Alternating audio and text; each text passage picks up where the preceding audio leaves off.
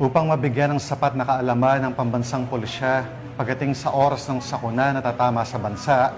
Nakisa ang mga miyembro ng Regional Mobile Force Battalion 13 sa isinagawang 3-day basic life support at standard first aid training sa Basilan. Ang magandang balita ay mula kay Patrolwoman Leonora Gawang. Isa ang mga personahe ng Regional Mobile Force Company sa isinagawang 3-day basic life support at standard first aid training sa Medical Center Health Emergency Basilan nito lamang 15 hanggang 17 ng Oktubre taong kasalukuyan. Naging matagumpay ang naturang aktibidad dahil sa pagtutulungan ng mga personahe ng RMFB 14B sa pamumuno ni Police Major Ferric J. Kumafay, Company Commander at Medical Center Health Emergency Staff na naging mga pangunahing tagapagturo.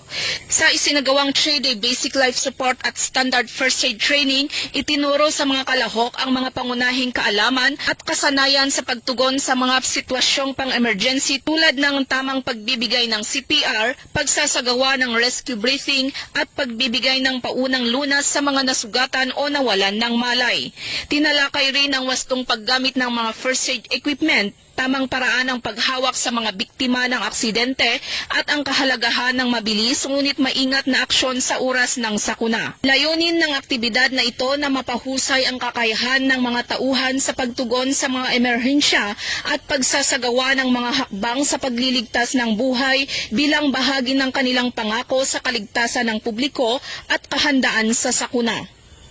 Mula rito sa rehiyon ng Bangsamoro, ako ang inyong Police News Network Correspondent, Patrolwoman Leonora Gawang, alagad ng batas, tagataguyod ng balitang pulis.